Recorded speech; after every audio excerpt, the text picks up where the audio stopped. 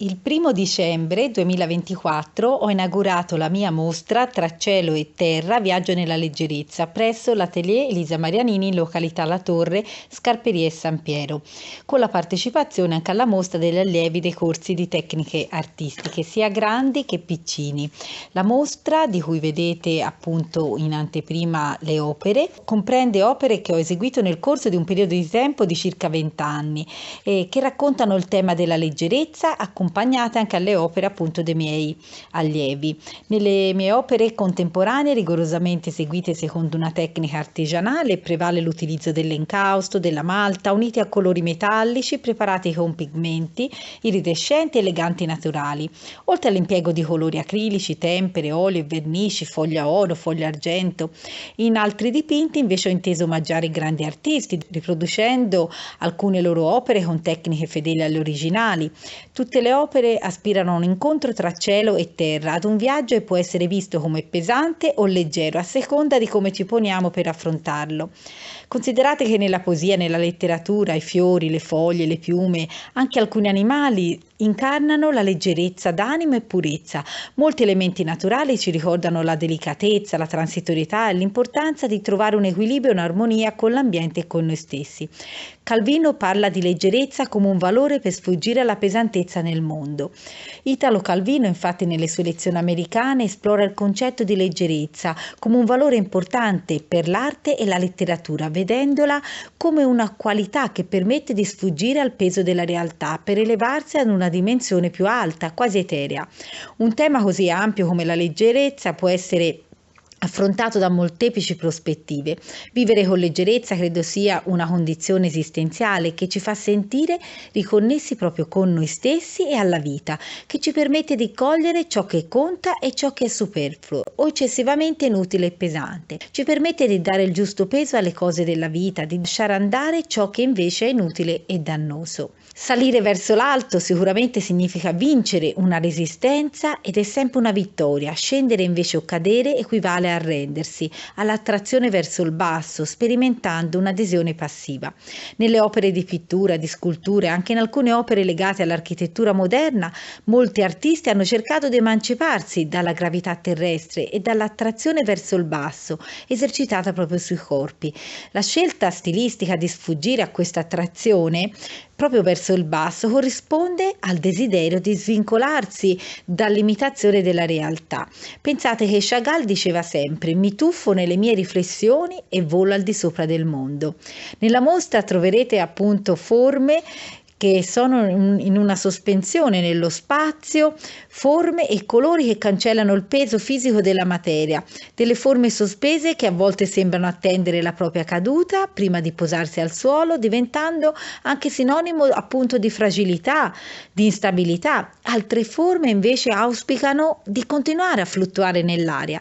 Molti allievi hanno interpretato in modo vario e multiforme il concetto di leggerezza, dando prova delle loro capacità espressive e competenze, sia tecniche che artistiche, acquisite proprio nel tempo, attraverso anche i corsi che hanno seguito. Un'arte leggera e senza peso è proposta in contrapposizione appunto alla pesantezza del vivere. I bambini poi si sono cimentati nella scelta fra rappresentare fiori o farfalle come concetti di leggerezza in maniera del tutto personale, sia in termini formali che stilistici. Guardiamo alcune mie opere, tipo vi voglio illustrare la leggerezza per esempio dell'arcobaleno. Chi desidera vedere l'arcobaleno, lo sappiamo, deve imparare anche ad amare la pioggia. L'arcobaleno è una figura sicuramente simbolica che evoca la leggerezza per la sua natura così eterea, delicata, ma anche fugace, no? Proprio come la leggerezza appare e scompare, sfugge al controllo e all'attenzione prolungata, no? È uno spettacolo, l'arcobaleno, che pur senza peso ha un impatto potente sullo spettatore, ricordandoci la bellezza di ciò che è momentaneo e anche intangibile. La luce è sicuramente l'elemento essenziale per creare un arcobaleno. Quando attraversa le gocce d'acqua, la luce si scompone nei colori visibili, dando forma a un arco iridescente. La luce stessa può essere considerata una manifestazione di leggerezza. L'arcobaleno rappresenta un'elevazione, un passaggio dalla pesantezza della terra, il temporale, la pioggia, per esempio, alla leggerezza di un mondo di colori e di luce che si stacca dal terreno e sale nel cielo, come qualcosa di effimero però e sfuggente, che appare brevemente e lascia un segno di bellezza e meraviglia proprio nella nostra quotidianità.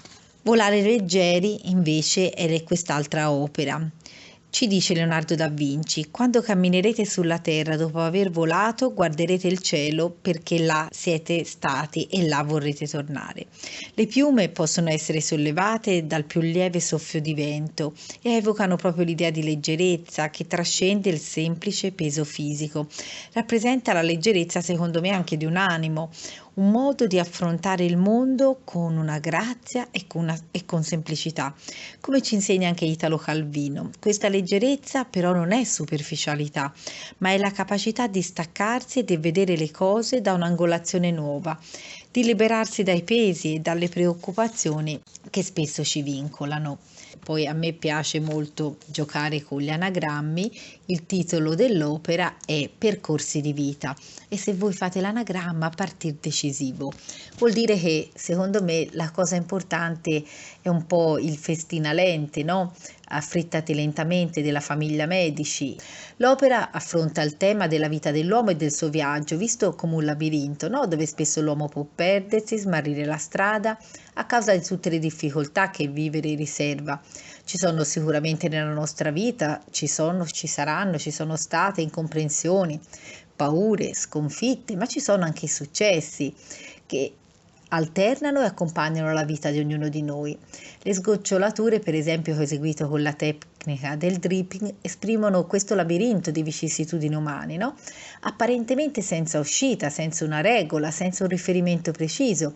Infatti, in questo spazio non c'è prospettiva, ma regna il caos, nessuna porta si apre in fondo al percorso e sembra che l'uomo possa smarrirsi. La figura di Icaro è strettamente legata sicuramente al tema del labirinto e dal mito di Cnosso, e il suo volo simboleggia la volontà di superare i limiti della conoscenza. In questa fuga Icaro ha l'occasione di compiere un'impresa, cioè volare fino al sole. Il padre, Dedalo, infatti, aveva posto dei limiti precisi, mettendo in guardia Icaro di non accostarsi troppo al sole perché si sarebbe sciolta la cera che teneva unite le ali, e di non abbassarsi troppo verso il mare, non avrebbe potuto più risalire. Ma Icaro non l'ascoltò e, pur sentendo la voce della ragione, decise di continuare a volare verso l'alto, verso il sole, per scoprire proprio il significato della parola impossibile. Il sole rappresenta tutti i nostri desideri, le nostre ambizioni, è il simbolo di evasione dal mondo che conosciamo, per entrare anche nel misterioso, nell'inesplorato. In fondo, il desiderio di Icaro è il desiderio, credo, di ogni uomo, di scoprire ciò che è nuovo. E Icaro tenta proprio l'impresa e, contrariamente a quanto narra il mito, supera tale limite. Il concetto di limite si rovescia e diventa invece uno spiraglio per me sull'ignoto, sull'infinito ancora da conoscere. Il mito del labirinto c'era un significato comunque anche esoterico, solo la fermezza e la purezza d'animo accompagnate dalla conoscenza possono vincere il Minotauro, che rappresenta le forze ostili e gli istinti animali, come quello specchio che ci viene posto davanti in fondo al percorso, che riflette la nostra immagine. Icaro si trasforma in angelo e si eleva sempre più in alto, perché questa era la sua volontà. Tale passaggio però non è indolore o esente da rischi, infatti Icaro perde delle piume. La piuma evoca il volo, la leggerezza, il legame tra il mondo terreno e quello divino. Questo desiderio di eternità ci accompagna nonostante le prospettive terrene, corte e limitate, ci invitano a non guardare oltre i brevi giorni che ci stanno davanti. Infatti, questa eternità è richiamata nella balza a fondo oro, luminosa e astratta, come il cielo senza tempo e senza nubi.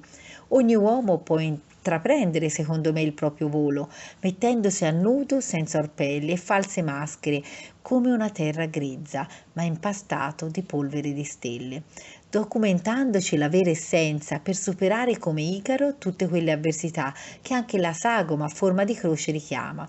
La consapevolezza inoltre del proprio limite è quello che rende l'uomo capace di superare il limite stesso. La grandezza della ragione è scoprire che la ragione da sola non basta. La forza dei colori complementari che si esaltano a vicenda è presente nel giallo del sole, simbolo di luce, di conoscenza, di vitalità, e nel viola di Icaro, che tenta al volo. Il colore viola si crea unendo il rosso, il colore dell'energia, della passione e della forza impulsiva, al blu, che è il colore della quiete e della malinconia, rappresentando la congiunzione tra i due opposti, materiale e spirituale, intesa come sintesi che spinge alla trasformazione, alla costante ricerca di nuovi equilibri e di un nuovo stato. La stessa apparente opposizione che ritroviamo anche nei due bracci della croce, quella visione orizzontale che invita l'uomo a vivere le cose terrene e quella verticale che lo spinge a ricercare quelle divine, a guardare verso l'alto. Questa apparente contrapposizione racchiude uno dei segreti del buon vivere: portare questi due contrari a un equilibrio come forze che si integrano vicendevolmente, l'una complementare all'altra in una totale unità. Ecco allora, una volta compreso questo, l'uomo può partire deciso verso il sole alto, il cui anagramma ne spiega anche il risultato: percorsi di vita, ora solo stelle. Altra opera invece Trasportati dal vento. I fiori sono simboli naturali, no? Della leggerezza e della delicatezza e fragilità. Il loro aspetto leggero e variopinto, combinato alla loro temporaneità, evoca una bellezza fugace. Il ginkgo biloba ha una struttura unica e affascinante. Le sue foglie a ventaglio durante l'autunno si tingono di un giallo luminoso e cadono fluttuando lentamente, creando uno spettacolo di leggerezza e di bellezza naturale. È simbolo il fiore di resistenza, il ginkgo biloba, la foglia, è simbolo di resistenza, di resilienza, di leggerezza spirituale. Sopravvissuto per millenni e persino ai disastri come l'esplosione atomica di Hiroshima, rappresenta la capacità di mantenere la leggerezza e l'armonia anche di fronte alla distruzione e alla pesantezza della storia. In Cina e Giappone pensate che è considerato il ginkgo biloba un simbolo di pace e di longevità, caratteristiche che esprimono la leggerezza dell'essere, intesa come stabilità interiore e serenità di fronte alle avversità. Dobbiamo accettare il ciclo della vita e la bellezza di ogni momento, il valore delle piccole cose, la semplicità e l'importanza di vivere nel momento presente senza appesantirsi di pensieri o preoccupazioni, trovando un equilibrio e un'armonia con l'ambiente sicuramente e con noi stessi. Nel suo fluttuare libero, una piuma sembra priva di avere una direzione fissa. È simbolo di un approccio alla vita, secondo me, aperto, in grado di adattarsi ai cambiamenti, abbracciando anche l'incertezza con fiducia. Una fragilità che invece di essere un limite, ancora una volta diventa una forza e una fonte invece di libertà. Sta all'uomo intraprendere quindi il proprio volo, non esente da difficoltà, rimarcata da queste piume che possono cadere, ma una volta superato ogni ostacolo, la piuma di pavone simboleggia la meta raggiunta. Infatti il pavone assomiglia alla leggendaria Fenice e uno dei suoi significati è la rinascita, la pienezza della vita, col suo straordinario piumaggio, tempestato di tantissimi occhi. È simbolo della conoscenza superiore, quella non sensibile, e della bellezza che riempie l'animo. Di Scarperia non potevano invitare Scarperia San Piero, il sindaco appunto di San Piero, Scarperia anche, va bene, e poi io però abito a Borgo, quindi avevo tanto piacere fosse presente anche il sindaco di Borgo, ma la mia famiglia è d'origine da Vicchio, quindi avevo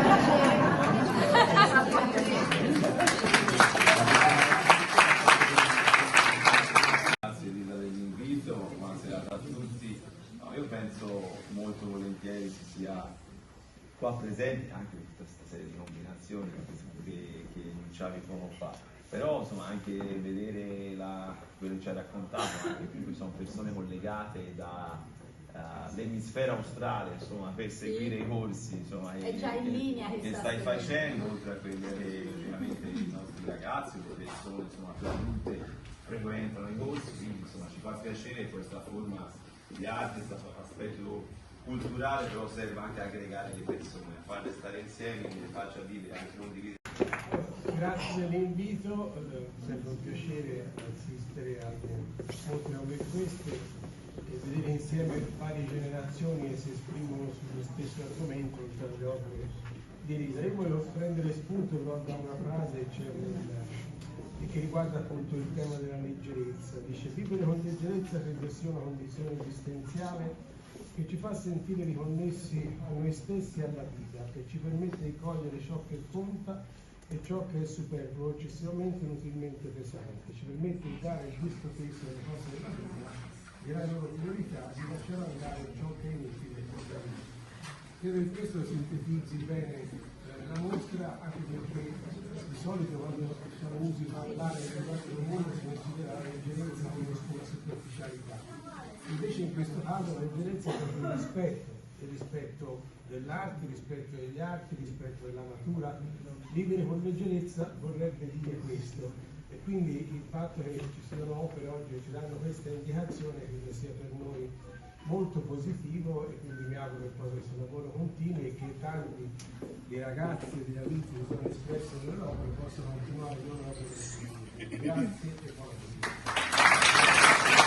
A tutti, grazie Elisa davvero tanto per l'invito. Innanzitutto complimenti, perché mi è capitato di fare un giro prima dell'inizio e ci sono dei lavori bellissimi. Complimenti davvero, perché avete fatto dei capolavori, e complimenti davvero a Elisa e tutte le alleve e gli allevi. Il Mugello da sempre storicamente è stata una terra di arte e di cultura. Viviamo una fase storica in cui sicuramente la società, tende a considerare secondaria l'aspetto dell'arte e della cultura. Io credo invece che sia veramente tanto importante per la nostra terra, ma per la nostra società, che ci siano posti come questi, che ci sia persone come Elisa che si danno da fare, che promuovono l'arte e la cultura nel nostro territorio. Quindi davvero grazie, buon proseguimento, e sono sicuro che istituzioni come le nostre dovranno continuare a partecipare e a supportare il vostro lavoro. Grazie.